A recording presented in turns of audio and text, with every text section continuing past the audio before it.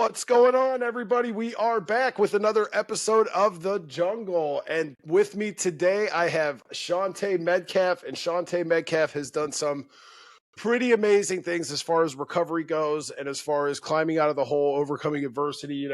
She's currently the director of reentry at CTC Solutions. She owns her own cleaning company. She's done amazing things, and she's used her past as not necessarily something to hold her back, but she's basically put it on her resume and used it as it's a bonus to her resume. So that's one of the conversations her and I had, and that's why I really wanted to have Shauntae on here, because one of the first conversations you and I discussed when we were talking on the phone was, you don't look at your felony as something that's held you back. It's giving you life skills. It's giving you, So without further ado, everybody, this is Shauntae. Shauntae, say hi to everybody. What up, what up?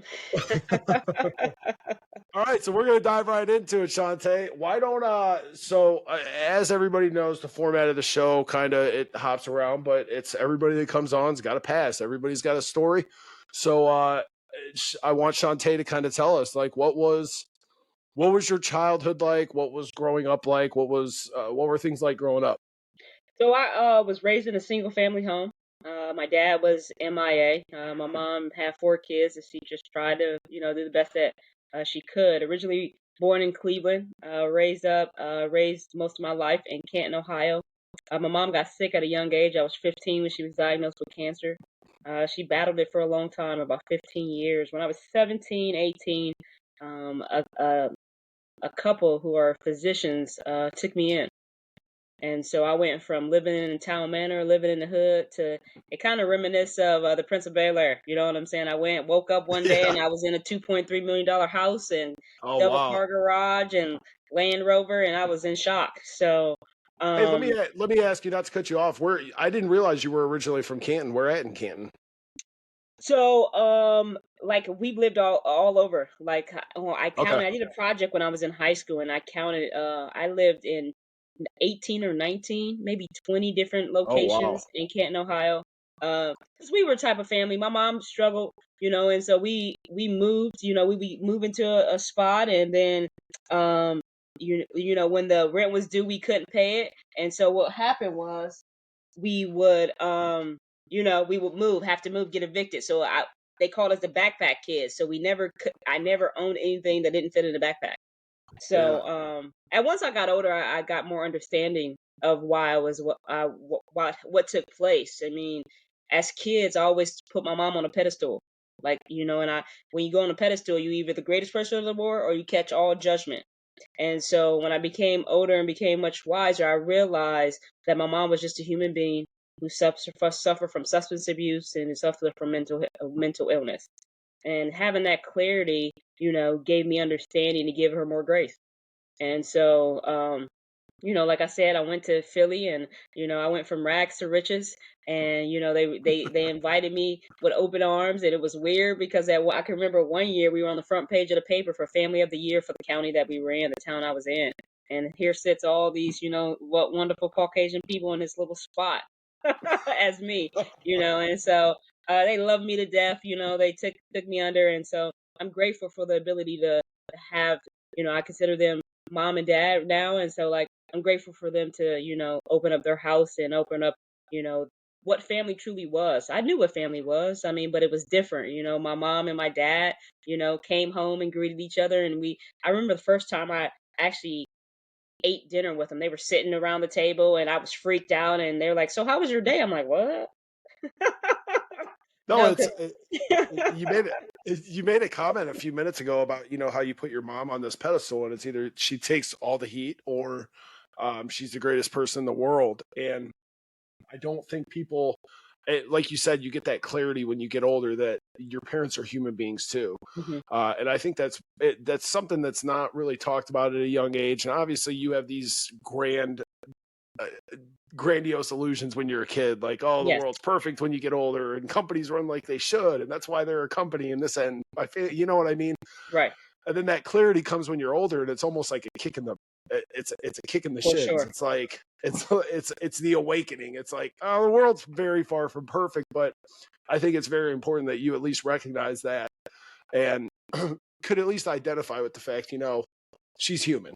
Sure. That's a huge step for anybody to take. So go ahead. I didn't mean to cut you off. No, you're good. And I realized, now that you say that, I realized that, like, once I, got to the point when I was incarcerated, like, like, we can only help individuals as far as our fractured soul will allow us. So when I say that, I say that my mom could only help me as far as, her imperfectness would allow her to. And so, Yeah. like, that allows me to be the woman that I am, and realize, as I help individuals, you know what I'm saying? I got to help myself, because, you come to a point where you're standing against a wall, and what are you going to do? So, that's like one of the models. I have many models in my life, but that's one of the models of my life, just to keep, putting me first, and taking care of mental health, and all the things that I went through, and dealing with trauma, so that I can continue to help the men and women that I help today. But so I was adopted at 17. Lived with my parents. Lived in Dover, New Philly for about 18 years.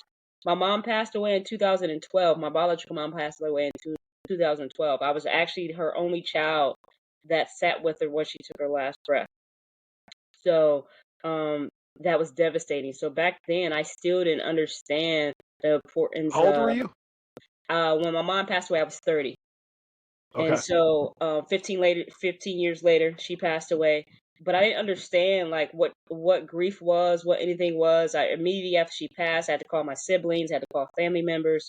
And so I went into, like, losing my mom, to try to take care of everything for the funeral, and not really checking in with myself. And Yeah. once everyone's there for the funeral, everyone's there for the calling hours, but eventually that fades away, and so you're faced with like this demon, in the sense of, like, how am I going to deal with it? I mean, for 5, 6 years after that, every Christmas, every birthday, only thing I took out of my mom's house when she passed away was her coffee table that she drank coffee at every single morning. And so on those days, I would sit there, make dinner, and, like, have a real conversation with my mom. It was like, now that I think about it, it's kind of spooky and creepy, but I never knew how to deal with it. Yeah, I never I, knew that. Nobody never taught me that. yeah, So I don't think it's spooky or creepy at all. I lost my dad when I was 25, and we're very similar in the aspect of I was by his bedside. Um, and you take those little. I think it's actually kind of cool that you took the coffee table that you guys sat and drank at, because that's at least a memento that you have for, you know what I mean, the rest of your life. But yeah, and you're right. I was a full blown drug addict when my dad died, but I moved back in with my mom and dad to help take care of him. He was on hospice. Um, and yeah, it was, you don't deal with it like I mean, you were dealing with making all the funeral arrangements and making arrangements with absolutely. the family and so yeah, I mean, you still have to check in with yourself. Me being where I'm at today, I can recognize every red flag that I threw up back then and every mistake that I was making by just kind of tucking it all away. But yeah, I And think it it's cool caused you took me that. I don't think it's spooky you took the coffee table. I think it's great. I mean, not that I took the coffee table, but I was sitting there, like, I literally made, like, dinner. I would sit a plate there, empty plate, and me would sit there, and I would have a conversation for a meal. And for me, like, now that I think about it, I was like, that may have been a little creepy, but, it was healing for me.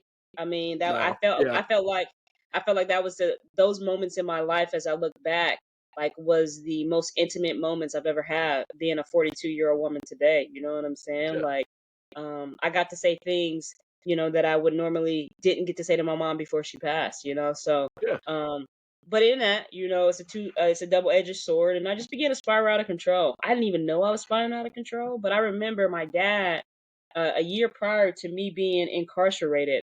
My dad, I used to go out to dinner with my parents every Sunday. My dad is taking me home one day, and he says to me, "You're going down a path that you're not going to be turned back away from." And I'm like, "What are you talking about?" Like, because I was trying to hide what I was doing. I was like, "You're crazy." And so I spiraled out of control, began to use drugs real bad, was in the bar scene real bad. And in 2016, I was just in some really bad, like, mental state. I was selling drugs, and one of my friends at the time was in a jam, and asked me for some money. And I said, "Well, I can't give you money, but I can give you dope." And so I gave them $10,000 worth of dope, and it said you had to oh wow, start making payments. And she started making payments, but then the payments stopped. and the payment stopped. I asked her what was going on. She blamed it on somebody else. At that point, I snapped. I went inside somebody's house and took 2 people hostage. And because of that, I was going to prison for 28 years, expected to go to prison for 28 years for kidnapping and abduction of a 28-year-old and a 33-year-old. Hence went to prison. So I only ended up with 3 years. I was grateful for that, but I still didn't know. I had never been in trouble with the law. I did a lot of things, I started selling drugs when I was 12. My parents saved me and took me out of that environment so I didn't have to live like that anymore. But the mentality still is there. And so when you're comfortable or when you're, faced with your back against the wall, you tend to go back to what you used to. And so that's It's what I easy. did. Yeah, It's it's so too easy easy. to fall back in to make money. Like For sure. I mean, it was literally one phone call away. Like, it was so crazy yeah, that I was in the situation that I was in. and that's the other thing. I mean, before the show, you and I won't talk too much on this, but you talked about people like drug addicts are the most resourceful people you'll ever meet in your life, but they have no skills and they have no direction. They have, like most of them don't. Like so, um, yeah. I mean, you fall back into you fall back into your old ways. You go back to doing what you know how to do to make money. So that's crazy. 20. When I got arrested, I was looking at 21 years. If they would have Wow. maxed me out on all my sentences, and I had my wife laughs now because you look up my docket online and it's like, she was like, oh, you want to write a book? She's like, just print out your case docket from Portage County. She's like, here's your book. I'm like, okay. But yeah, go ahead.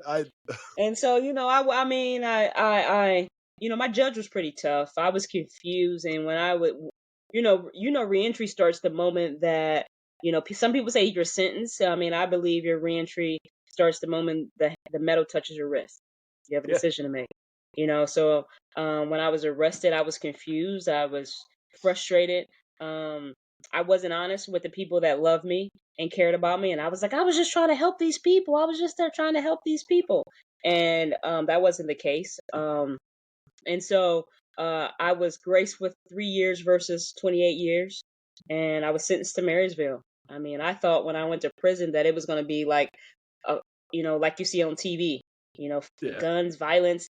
And so I come from a family that, has spent a lot of time in incarceration. I'm talking about aunts, I'm talking about cousins, and so I went to my aunt before I went to prison. I was like, "Oh my gosh, what am I gonna do to give me the tips?" And she was like, "Well, first of all, don't be nobody's girlfriend." And I was like, "What you mean?" And she said, "You got one or two options. You can either work in a chow hall or you can work in the chapel." And so I got there, and when I got to prison, it was just a cultural shock. Even the simple things as being, in my mind, degraded and having to strip down and having to cough and squat, and those things alone, can create a form of PTSD. And I think that people take that for granted. And so when I got there, I was extremely scared and didn't know what was going on. Was very defensive, and you know, I'm a clean person outside of prison. Yeah. And so like everything has its place. And so I remember getting to intake, and I was like, intake is like one of the nastiest places you can live. I mean, Oh be yeah. in with incarceration. And so I went to the COs and was like, "Hey, bro, I need cleaning supplies. I need to just clean these bathrooms." And from that, it formed a responsibility to be able to, be a porter and work for intake for most of my bit, and having a Okay. relationship with the warden.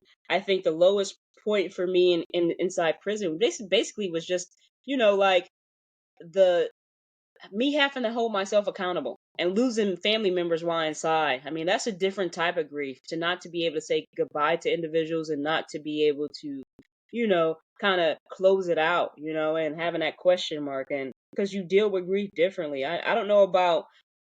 Well, and you're using drugs, so you're numbing all those emotions before you get For locked sure. up, and then, and I, and again, I always laugh because I tell the same stories on here over and over, but you haven't heard it, so I'm just going to briefly breeze through it. But it's the you're right. You get locked up, and me being a drug addict, I detoxed all through county jail, all through prison. Like not all through prison, all through county jail. I was detoxed by the time I get down there. But then you have to learn to deal with your emotions.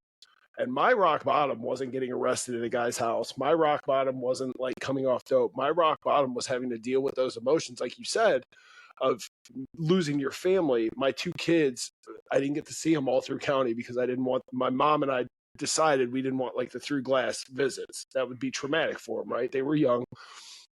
The end of visitation one afternoon, it was the first time I got to see them. My son, I think, was 7. My daughter was 4. And when I tell you, they threw the jaws of life around my neck when I had to go back, and they were kicking and screaming. There was another dude behind me, like grown, and tear running down his cheek. Wow. He's like, man, he's like, I've been here 6 years, and he's like, and that's still the hardest thing to see. But then to take that situation where in the past I or yourself would go and use and numb all that, now I got to go back to my bunk and I got to lay on my rack for the rest of the afternoon, hating myself. Yep. You know what I mean? And beating myself up. Like, what did I do? You know? For sure. And you got to take account of that. I mean, I had a godson that I was raising, right before I went to prison, and he was about 3 years old, and he was really with me every step of the way. And for him to, I remember me going to be sentenced and him coming to see me and him coming to the porch, and I began to cry, and he starts to draw this picture, and I'm like, what are you drawing? He's like, I hear you're going on vacation, and I just want to give you this picture, That's of what we us on the used to beach. call it, was vacation. Yes. And so, like, me having to walk away from him and not knowing whether I would have that relationship, was the toughest things, because for 3 years of his life, we were all we knew. Me and him was it. Wherever you saw Well, me, you saw him. yeah, and then there's that element of you're not there to protect them. You're not there if Yep. something happens. You're not there to heal their wounds or to bandage their wounds or something. You know what I mean? Like Oh yeah, it's traumatic on itself on our it end. is Like, traumatic. Especially when, I was just doing a session in one of my classes, and we were talking about, how we not only felt ourselves, but we felt our kids, and like my yeah. godson was susceptible to sexual abuse while I was gone. So you can imagine the guilt and the weight that I felt, you know what I'm saying, and not Oh yeah, being and there. that's a whole other level of issues that you have to, because it's you're gonna blame yourself. For Yeah, sure. that's For awful. sure. So, I would, but when they told me that I had to potentially go to prison for 28 years, I turned all the way up. Literally turned all the way up. Like, I was using drugs every day. Like, I was like, I'm about to go to prison. I think I'm about to go for 28 years. I better party it out. And a lot of it was, to be honest, I was just scared of the unknown. Well, Scared yeah. of what can potentially happen, because, like you said, like I said, I had never been in trouble with the law before. So I got into prison, and I was doing it when I was in an intake before I popped out into general population. For those who don't know, like, you have like 45 days in intake, and then they send you out into a unit that you're gonna have to live in. And a lifer came up to me and said, "Hey, you got one or two things." And I said, "What's that?" You can do one or two things. I said, "What's that?" She said, "You can either bury your demons in the soil that lays on this farm, or you can get back out, and I'll see you back." And that impacted my life so deeply, because I realized I had a lot of things that I had to purge. I had to become a new woman. I had to use this time that God had blessed me with. Because some people think prison is a bad thing, but I truly believe, at least in my situation, that God saved my life because He froze that time for me in order for me to get me together, so that I can be able to put my armor on and go do what I have to do when I got out. Yeah. And that's, hence, that's the reason why I am today, That's why you are where you're at. It's so funny listening to your story about prison, because our stories, our demeanor, they're so very similar, because there was a gentleman. So the men go through Lorraine, up north here. We go through Lorraine when we're classed, and then we get classed out to our parent. We're usually there like, I think I was there about 60 days. So at first there was, and I don't talk about gangs on here, and I'm not going to. There was a certain group of gang that the guy was in the room with, and he was trying to like talk me into being in the gang, and I'm like, no, because I, just like you, I'm like, I got knocked. I'm using this as a time to growth, to heal myself, to get better. So he ended up getting class out before me. The last 30 days I was in a cell with a very large gentleman. And I am very large myself. I am 6'6", 300 pounds. This man, when I walked in the cell, I was like, oh, like, so he was the nicest, and I kick myself because he had 8 years to do. I don't remember his name. I have no idea how to look him up to find any old records, but him and I would say, and this was like his 5th go round coming through the system. And he would sit, and I was honest with him. I told him, I said, I'm new. that man. Now I was very overweight when I got locked up. I was close to 400 pounds, and that man made me get up every morning. He stressed the importance of working out. He stressed the importance of getting your body together because that's your business card. Since you're now a felon, people are going to look at your physical appearance as your business card, you know, like how hard you work, how dedicated you are. So he got me, he would not let me lay on the bunk. It was every morning, it's get up, we're doing squats, we're doing push-ups. And that man would sit and talk to me and counsel me all through. These are the mistakes I made. This is what you don't do this. And they were the greatest conversations probably I've ever had in my life. But yeah, it was the same thing. He was, you can either get your life together, go out and make something of yourself, or I'll see you back. Because he was like, I'm in For that sure. revolving door. For So sure. our And we stories are so similar. Like well, it's and just we it's take so for funny granted, listening to your. we take for granted, you know what I'm saying, the gems that are given to us, you know what I'm saying? So like, Yeah. we don't I take for granted that I was adopted by two people that are, took me out of the poverty, you know what I'm saying? So we take for granted, but when I was sentenced, I can remember the judge was like, I'm going to sentence you to ORW, a reformatory for women for rehabilitation. And I was like, what does that even mean? And she says, you'll figure it out in the 3 years that you're going to be there. And you really did. I was like, you're weird. You know what I'm saying? I had a sense of peace when I was sentenced, but like I still Yeah. was confused about like why am I going to prison?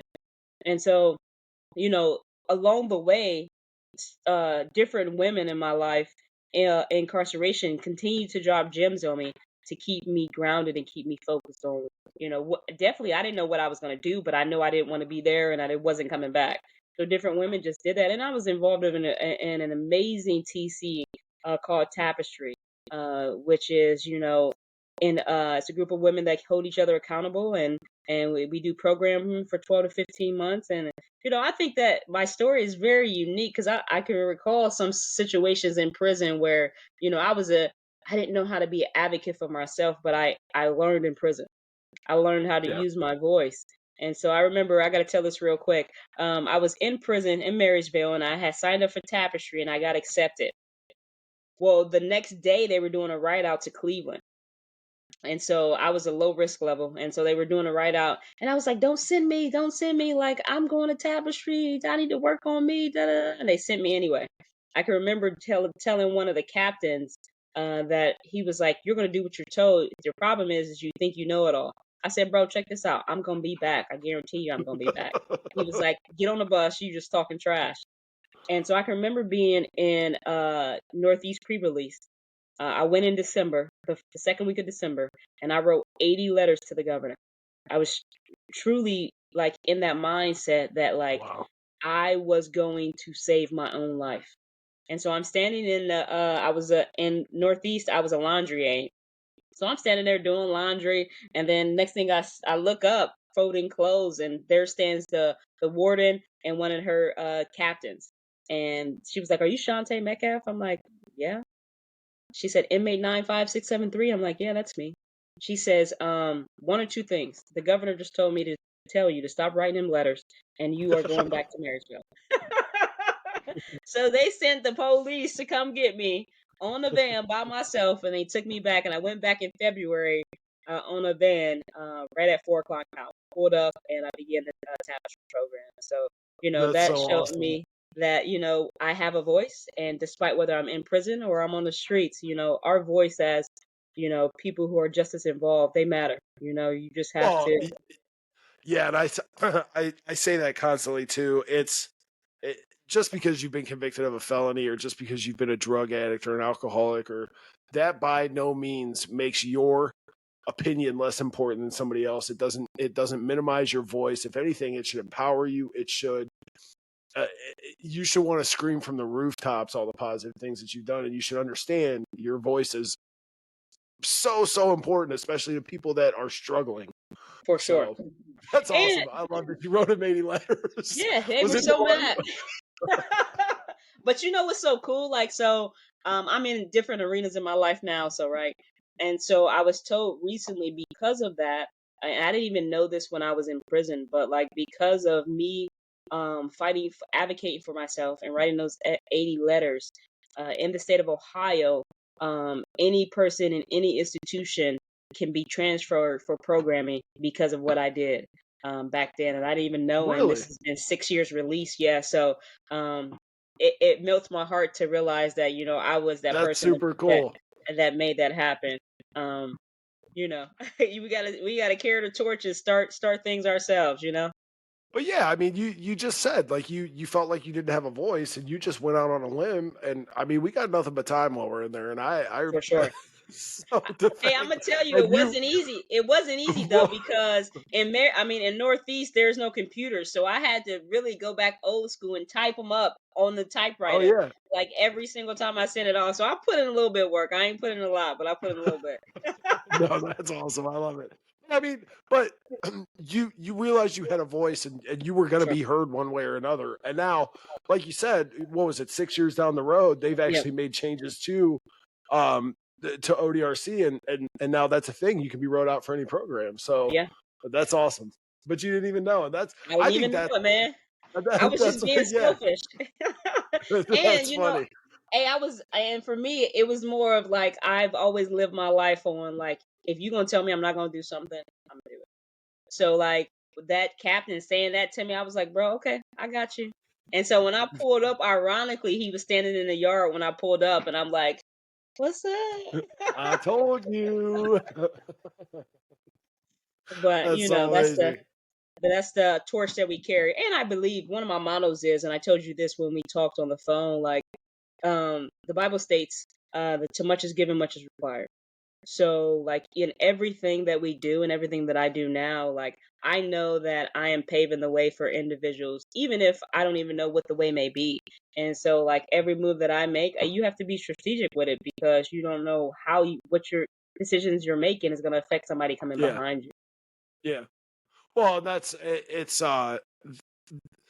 it's so wild since I've started doing this, just because of the doors that have opened, the networking, the people that I've met. You never know. Because I told my wife a while back. I said, I know it's gonna be difficult. I don't know of too many people that are doing this, but I said I'm just kind of gonna walk blindly, and I, I it's just wild that in the short time I've been doing this, the number of doors that have opened up and the people I've met, like yourself and all the other guests, and it's you're right. You just have to have faith that. So, but For I sure. do want to talk. Real quick Go though, ahead. but like you know what I'm saying, I'm so appreciative of the fact that you're giving people like myself and other people with a compromised background the ability to share their stories because, I think it's like 79% of people in the US have some type of background. And so you Yeah, just never know who you're gonna cross that may have a similar background like yourself. So these platforms are much needed for people to yeah, hear, who is that director of reentry? How does she know? yeah. How does he or she know what she talking about? Well, And and it's it's yeah, and it's great to put your story out there, because now I mean, you've literally walked the walk. Like that's what it boils down to. You've been through the trenches, you've walked the walk, you're talking the talk, and it's okay that you talk the talk now because you've been through it. Like you for sure, you have that background to do so. No, and you're right. You never know who you're going to impact. So I'm a truck driver during the week, Monday through Thursday. I'm over the road, and I do a lot of episodes from the back of my truck. But it was funny because I was pulled into Nestle Blue Triton. I run water. Um, and I'm pulled in, and one of my other guys rolls in behind me, and I'm in the back and I'm recording, and he comes up and he's like, what are you doing? And I explained the whole podcast to him. I'm like, this is what I'm doing. And he starts laughing, and we formed a relationship because he started calling me. He didn't tell me until about 2 months later that he had felonies from like 15 years ago. mm, He was an older gentleman. But my point in saying that is, you're right. You don't know who you're going to cross. I've had so many people that I never knew had a compromised background or a drug addiction or battled with anything, that's just come out of the woodwork and been like, hey, I'm not comfortable coming on, but we could talk. And so for sure. I feel my week. I feel a lot of my week being on my headset, just on the phone, talking to people. Like, I enjoy it. It feels like it's giving me a sense of accomplishment. I feel like I'm helping people. So you're right. You never know who you're going to run into once you kind of take that leap of faith. So For sure. And so, like I was in prison and I did tapestry, and tapestry it was a eye opening because you begin to, as you said earlier, deal with that emotional things that we deal with. I think that was a game changer for me while I'm being incarcerated, being able to get all that emotional trauma and baggage that I had carried for so long, being able to lay it out and let it just be there. And so because of that, I was able to, kind of, I did a lot of cleaning in prison. Like I said, I worked at intake most of my bed. And in that, I remember laying on my rack one day, and I was just going over all the chaos that was going on in my life. And I'm not an excuse type person, but I think a lot of us in prison and incarceration, we tend to make excuses for why we're where we are at. And Oh so I yeah. knew, I had to clean up, Shauntae. It wasn't even about nobody else. It was about me. And I had to decide, in the chaos of my life, where could I clean it up and what could I do to move forward? And I was so blessed to be able to, prison taught me a lot. They taught me how to audit, they taught me how to detail and buff and wax floors. They taught me a lot of Yeah. things. So I remember being there and saying, you know what, if I get out of the situation and I try to, I try to move forward, I think I'm pretty good at this cleaning toilet situation. I'm thinking I'm pretty good at mopping this floor. I'm gonna go home and then start this cleaning business because and my fear was because of my record, I wouldn't be employable. No one Yeah. would ever hire me.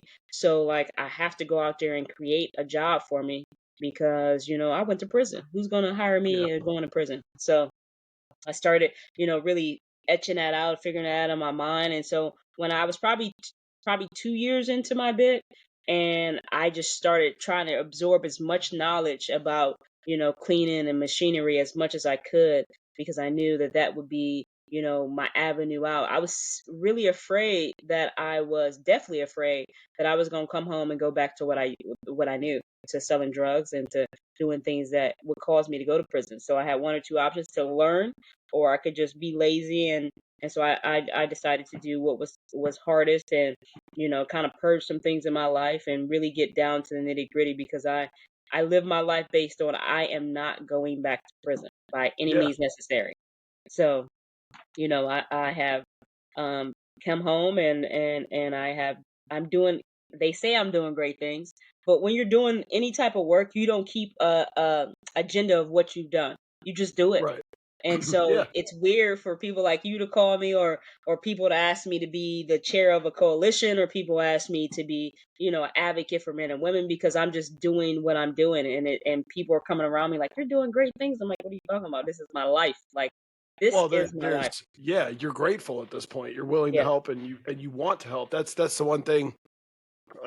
I befriended. He's the founder of Sobertown website podcast. His name's Drifter, and him and I had a very long conversation on my way home on Thursday, and it was about being grateful and helping and being willing to help. And it's just wild that because they're a nonprofit, and he said, Chris, every single person from my board all the way across, he said they all do it for free. Nobody wants paid for anything. It's that I just want to help mentality.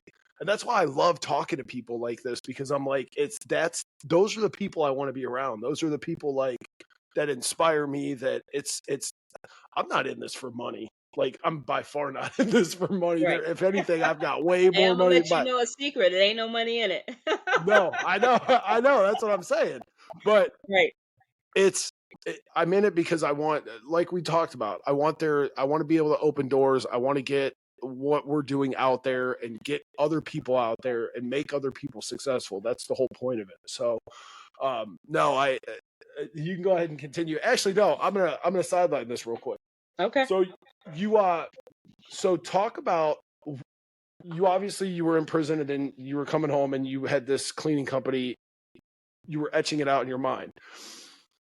Something you said, you basically took your skills from while you were in there, like the cleaning and so on and so forth, and you built off of that. So for anybody that's like looking at potential prison time, that doesn't have skills, and I've said it 100 times, there's a lesson in everything. Whether you are working in the warehouse unloading trucks by hand, whether you're working in the chow hall handling food and preparing food, take those, excuse me, I'm sorry, take those little jobs that you have while you're locked up and at least acquire a skill set. Like that's what you did, and then you came home and you've built a business out of it.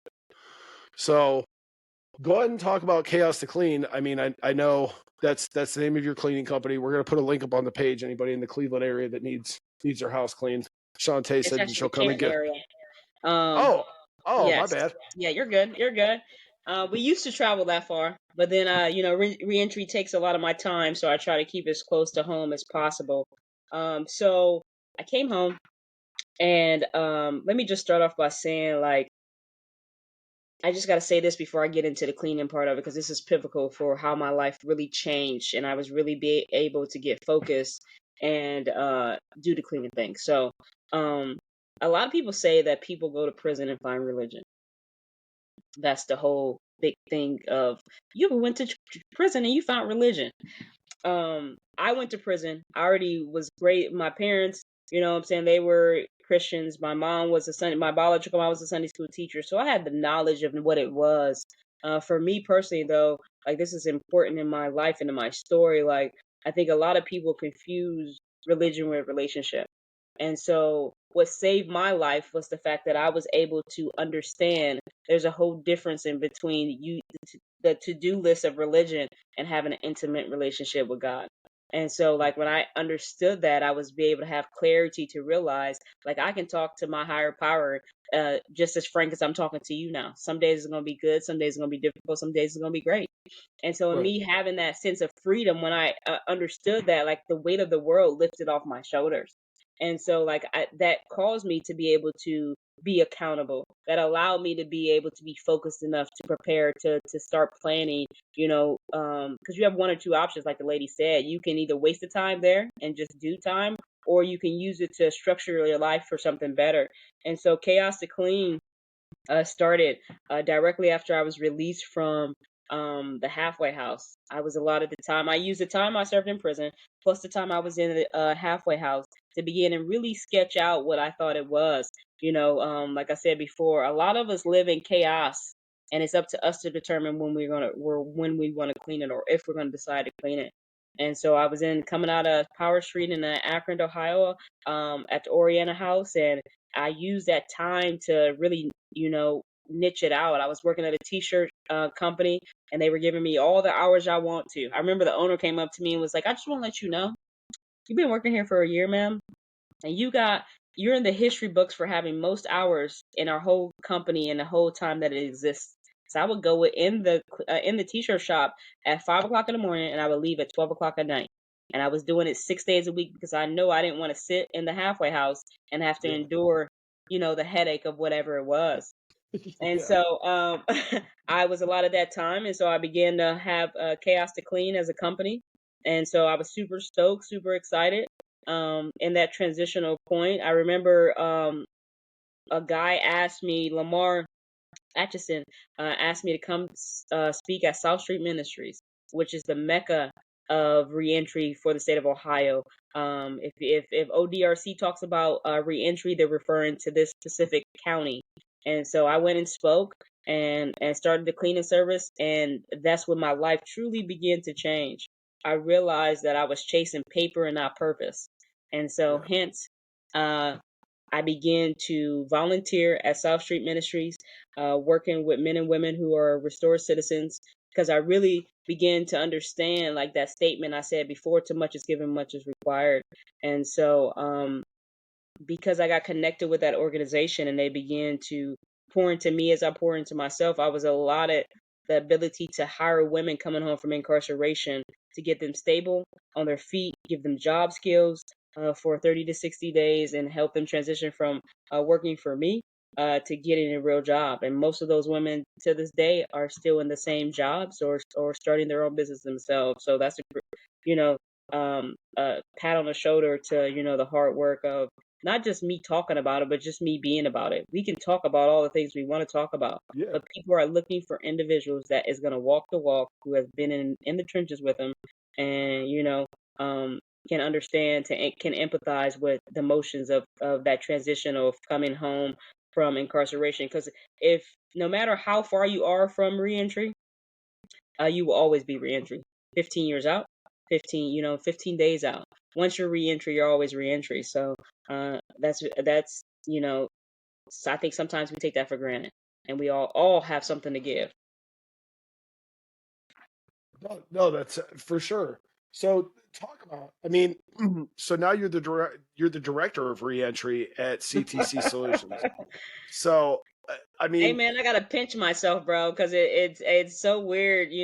I do this work because the work needs to be done, and I understand. There's people coming behind me, but I don't do it for titles. So it's weird for people to say, "Hey, you're the chair of the coalition in Stark County. You're the director of reentry for Stark County," and I'm like, what? So even to hear you say it now, I'm like, no, bro, I'm just somebody who's trying to help so our people. so out of curiosity now, how long have you held that title? I started in Akron, and I was the director of women's reentry, and I was the reentry liaison for women coming home, which is ironic. Our group started off as like 10 women, and by the time I resigned, 2 years ago, almost 2 years ago, May would be 2 years ago, there was 40 women deep that was coming every single week to get resources to this meeting. And so it was just on my heart that I was doing all this work in Summit County, and Stark County didn't have anything. When you send people back Yeah. home and you're trying to make these calls like, hey, they're coming back to your city, what does it have? Stark County just didn't have a lot. And so like I decided to resign from that post there and come home, and I just said to myself, by any means necessary, I'm going to do this. And so I teamed up with a gentleman who gave me some office space and let me work underneath his umbrella of his company for a little over a year. And then, things have been moved so fast. So I've literally only been in the director of reentry for this county. August was the year that I have been the director Okay. of this county. But a lot has happened in this county in a year. Well, So, yeah. I mean, I'm a Stark County resident. We live in Jackson Township, so and that's why I don't know why I swore that you said it was Cleveland where you were operating out of. So when you said Canton, I was like, oh, no kidding. but now that we've talked about it, there was a comment because I talked about Stark County trying to yeah, reach out to them on our first conversation. So that was my bad. I for apologize. sure. Um, I want to touch real quick on you made a comment about how when you came home you realized you were chasing paper and not purpose. That is such a powerful statement. It I is. when so I came home and I didn't do anything. I was my focus. It was me, my kids, getting my life together, getting on my own 2 feet, making a life for myself and my kids. I ended up getting full custody, but I met my wife about 2 years in. I'm going to make this real quick because it's a long story. About 2 years in, I was working third shift, lumping boxes, like unloading semi trucks by hand, like cold storage facility. So I never really got to see her a whole lot, and she kept pushing me. She's like, we moved in together. She's like, why don't you try and find like a job on first shift? Found a job on first shift as an equipment sales manager selling packaging equipment. So, or not an equipment sales manager, it was just equipment sales, selling packaging equipment. Worked my way up from sales all the way to production and operations manager after about 7 years. That whole time, I was chasing paper. I was chasing a title. I was chasing paper. And I totally lost sight of who I was, what I wanted to do. It was like just another time that I had not focused on being purposeful and like you said, chasing paper. And, I relapsed real hard 2 years ago. And it was a toxic work environment. It was unreasonable, the amount of expectations that were placed on my lap on a daily basis. And I felt like a failure, felt like I was failing my life, my kids, because there was no purpose behind it. And my reason for saying all this, and I went on a bender for about 2 months. And my reason for saying all this, though, is because you came home and you realized you had to have some sort of purpose. And most people, and I had that vision behind what I wanted to do, but I've never really had a clear sense of direction as to how to be purposeful as far as helping people until I decided to start maybe trying to work with I forget what you call it. I don't like Restored calling them felons. citizens. Restored What's that? citizens. Restored citizens. Yeah, restored citizens. I need to change my terminology because I have a very vulgar and I kind of just say it how it is or what I want. And I know I know that's not a thing and people don't like being called like ex-convicts and felons, but I don't mind, whatever. But no, you're the comment that you made, and I'm going to use that probably for the rest of my life, chasing paper and not purpose. That was huge in my spiral.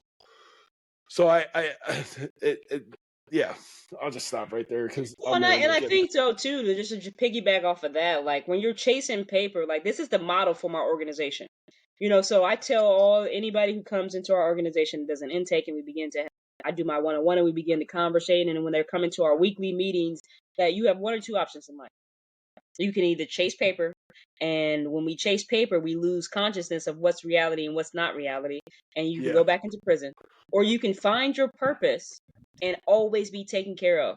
Once I was able to understand the difference between paper and purpose, I do not want or need for anything. My wife does not want or need for anything. My kids do not want for need for anything. You know what I'm saying? Like when you're in that lane and you find your lane, things just fall in your lap. Yeah. No, man, my wife and I, we were just driving back last night. That's our Friday date night now because I'm a truck driver. It's grocery shopping and all the unfun shopping, but it's Christmas. It's coming up on Christmas. So we did some Christmas shopping and right. We got back in the truck and we're driving home and I started to get a little choked up because we were having kind of a deep conversation. And I told her, I said, do you know how fortunate we are that we have the money. I can go take you to dinner and I can go and spend a couple $100 on groceries and we can eat and we have our house that we live in. I was like the amount of things that people take for granted. And I am, because I'm now living my life with a purpose and wanting to help people. I could care less that I have an older truck in the driveway, that I could care less that I don't have a Bentley in the driveway. I could care less that my house is only 1,200 square foot. I don't care. Yeah. I am happy. I have worked hard for everything that I have, and I'm grateful for everything that I have. And there's a lot of people that would love to have what I have. So you start to adapt that mentality and you stop chasing the paper. You're like, I make what I make. I'm happy with it. I'm comfortable. We live within our means and it is what it is. But now it gives me an opportunity to focus on things that mean something to me, So when it comes down to like when you're dealing with a restored citizen population and this great community of people who are just as involved, like I strive to touch the souls of people and not the surface. Because I can give you all the tangible things you need. I can help you with housing, I can help you with, transportation, I can help you with employment. But if I don't touch your inside and figure out what is causing you to be where you are and what trauma you have, then it's pointless for me to give you all those things. So let's have an intimate conversation. Let's talk about what's going on in your life. Let's talk about what caused you to go to prison. Let's talk about, you know what I'm saying? Like, what's the weight that you're carrying now? What are your fears coming home from incarceration? What is your, what are you staying up at night and thinking about and dreading? You know what I'm saying? Let's talk about the real things in life so that we can be a community, because people who come in my program, CTC Solutions and Reentry, like, it's not like come and get what you need and go. These are people that I am dealing with for 5, 6, 7 years. I plan to deal on with 15 years. They become, in a sense, family because I understand the importance of, walking this thing called life is not a solo situation. You need a community. My mama used to say all the time, it takes a community to raise a child, but it takes a village to restore a citizen. So, that's how I live my life, man. And I understand the importance of like wrapping my arms without judgment around people and assisting them wherever they may be in life. Yeah, I mean, well, there's an old saying, and it's hurt people. And I love that this day and age, mental health has such a platform and it's on the stage that it is finally because there hasn't been the resources for years, and people have. I mean, the generation before us, you didn't talk about your feelings. You didn't talk about your trauma and your thing like that. Just it was off the table. Like it was family secrets. And what's wild is like my cousin and I, we talk quite a bit about generational curses, and we've kind of dived into like things that have happened in our family, and like there's been some pretty nasty and but I told him, and we had to both talk. It's these things just weren't talked about back then. It was brushed under the rug. And the fact that mental health has such a platform in society today, and it's on, like I said, the stage that it's on, and you can talk about things and you can open up. There's still that there's still that gap there where people still don't feel comfortable to do it. But I think it's awesome that you're not just a revolving door down at CTC either. You just said you have people coming in for 5, 10, 15. Once you know them, and they're coming in for sure. resources, and you're helping because you've actually taken time, you've invested in somebody. And that's I think with people coming home and people getting sober and things like that, it takes somebody to want to invest time in them. And I think what you're doing is amazing. I think it would be very easy for you to go and punch a clock and say, I'm going to see 15 clients today, and I'm going to get them out of my hair, and I'm going to go home and do me. But the fact that you're sitting back and you're giving them resources, and like you said, you want to have an intimate conversation with them. You want to know Oh, for what's making sure. them tick. Yeah, and because you understand the need. You know what I'm saying? It's Everything so that I do, detrimental, though. for sure, everything that I do right now and how I live my life, like I do not receive one paycheck for what I do, which is crazy. I clock in, probably 60, 70 hours a week doing reentry Yeah, work. And so like for me, like I always think about like what could have assisted me when I first came home? What was the gaps missing? What was, missing? So like I'm taking a bunch of courses, I'm PRS certified, peer support source certified. And so like I I understand for a long time I didn't get the, like you say, the mental side of it. And so like even with taking these classes, like we live in a world that is so instant gratification. Fast, yeah, fast, fast, fast. Like you said, how many clients can I see? You know what I'm saying? How yeah. many people can I help today? And I think like what's unique with our organization is like I take that time to I understand the process part of it. So let's slow things down. It's not a rush for you to get point A to point B. If you need housing, we have transitional homes. If you need a job, I have relationships with, I have connections to the resources that you may need. But let's slow down so that we can begin to truly help you and not just give you another number. We all have numbers. My 5-digit number, we all got numbers. This is not a numbers game. This is how can I help you? And people truly, what's the old saying? Like people don't want to know what you know until they know that you care. Oh You yeah. know what I'm saying? And that comes with people even opening up. I have had some outstanding conversations, some really impactful conversations in the 6 years I've been doing this total, but especially in almost 2 years I've been doing this in Stark County with people who, when I took the time to pause and let them know that what they feel and how they think matters, they begin to open up. That when you become consistent and you just ask them and you talk to them, like our community wants to get this stuff off their chest. They want to not Yeah. have to carry the things that they carry, and they just want individuals like myself and other individuals in this resource realm to just like stop and listen to them. And it's amazing to see how people evolve, because I'm in a position, how I work is to be able to see somebody from their start and in their Oh yeah. process of them going from, meeting me in my office, moving into one of our transitional homes, because we have 4 of them now, transitional homes, and then getting them jobs, and then moving them from the shared living space into seeing men and women get custody of their kids, to them getting their own house, whether it's renting or whether we put them in a Yep. program where they can buy their own homes. Like that isn't it. That's the paycheck for me. That's the paycheck. You literally beat me to it. It was on the, I was gonna say it, but you beat me to it. That's the Yeah, paycheck. I mean, my wife might not say that is, but yeah, that's the paycheck for me. You know what I'm saying? Yeah. But I love what I do, man. I really do. My mom used to tell me all the time, if you find something that you love, you will never Yeah. work a day of your life. Yeah. You know what I'm saying? And I don't feel like I work. I'm just kicking it with my homies. You know what I'm saying? Right. And I truly Well, feel like if I could run the streets and sell drugs super hard before I went to prison, then I can invest that much energy and time into helping people, into allowing absolutely. people to find their niche. You know what I'm saying? Because some people, there's different levels to reentry work, and I think people miss that.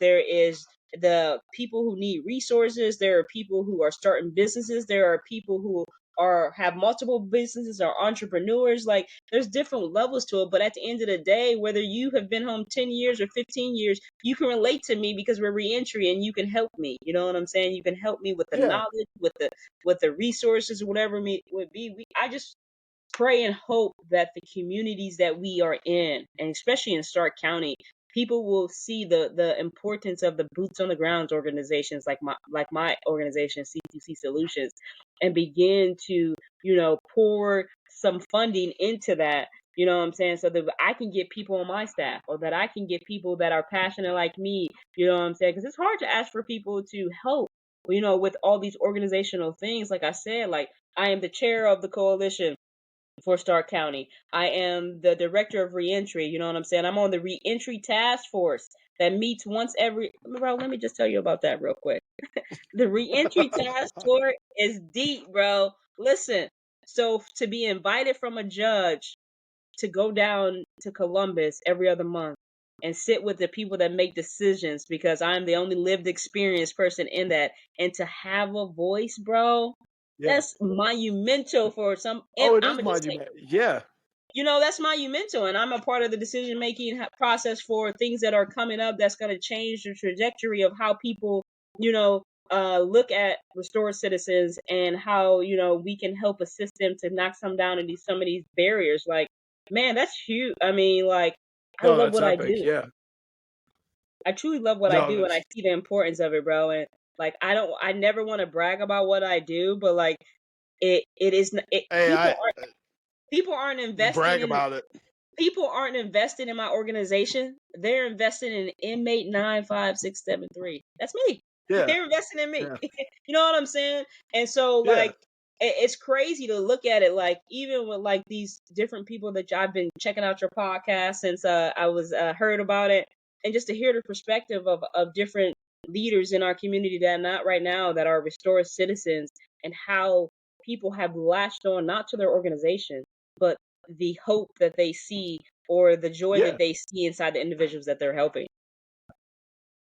Man, No, I'm just so blessed, man. I mean, to be able to walk into a judge's chambers and have a conversation with a judge, I would have never thought that. To be able to advocate for men and women who are, yeah. who are in courtrooms, I would have never thought that. I would have never dreamed this up. But that's the difference between purpose and paper, bro. When I stopped chasing Yeah. paper and got onto purpose, every door that I could ever imagine, has opened up. Yeah. I mean, you've gained, there's so much more to life than just paper. There's respect, there's purpose, there's love, and I think in your position, you have the ability to portray all those. You have the ability to receive and give every one of those small and massive things. To be honest with you, I'm envious of what you do, because had I had more of a plan coming out of prison, I would probably have gotten into reentry. Um, I, I've never really had much of a plan, as far as this was just kind of an off topic. I wanted something to do while I was out on the road, but I have to tell you, we are coming up on an hour, but I want to say something. I love your heart. I love what you're doing. I think you're doing an amazing thing, and it's so refreshing just to get on here and speak with somebody that's actually doing it. And like you said, you get to go to Columbus every 6 months, every other year, Every and other you month. every other month, Yeah. and you're sitting in on making changes in legislation that could impact laws in the future, so on and so forth. It's what you're doing it's inspiring, it's amazing, and I am so thankful that you gave me an opportunity to sit for an hour and speak with you. I did not know you were in Canton. If you ever want to link up and have lunch, I will Let's do 100% it. come. We could sit, have lunch, and shoot the shit. I have a rule, and I hate to say it while I'm on the air, but anybody that calls me bro, we're bros forever, because I know I that's right. bro That's right, because bro. I We in use there. that term all the time. And my mom listens to the show. She's like, stop saying the F word and stop saying bro so much. I was like, well, I'll give you 50% of that, but the bro Yeah, stays. for So, sure. no, Shauntae, I love what you're doing. I think you're great. It's amazing. So maybe at some point down the road, we'll have you back on when you're like, director of the whole state of Ohio or something. I don't know. We'll figure it out. But For hey, sure. I appreciate you. Is there anything you want to tell anybody? Maybe a little word of advice, anything before we wrap this? Yeah, real quick, a couple things is popping in my head. Just realize that one of my things is, if nobody told you today, I love the soul of who you are, not the surface. You know what I'm saying? I tell my people all that every single week. If you're ever in Stark County and you want to tap into what we're doing here, we have an office at 120 Cleveland Avenue, and we meet Okay. every single Wednesday from 6 to 7:30. A bunch of restored citizens coming into a room and just talking about life, getting to know each other Okay. and helping each other navigate it. And C2C Solutions is on the uprise, and hopefully, people can see the impact that we're doing in the community and how we're helping everybody. Again, I appreciate you for inviting me on here. It's been an honor and a privilege. I never want to take highlight to what I'm doing, but I'm glad that people are seeing that my heartbeat and they are able to see that the work that we are doing here in Stark County. Well, you said you don't want to brag about it, but I'm gonna brag about it. You deserve to be bragged about. I I love seeing people dig their way out of the trenches, and especially just somebody that can dig themselves out of a trench and make a decent life for themselves, have a relationship with their kids, get a good job, make enough, you know what I mean? But to speak with somebody like yourself who's done just this, you didn't just come home and do it. You came home and you did the whole damn thing. You did the damn thing. And you're still doing it. So no, I'm gonna let you go. I appreciate you, Shauntae. We will stay in touch. I have your number. I think I don't know if we're friends on Facebook. We're about to be. If not, you'll get a friend request from me here in a minute. So, but thank you. I appreciate all your time, and we'll talk soon. All right. Thank you so much. Yeah.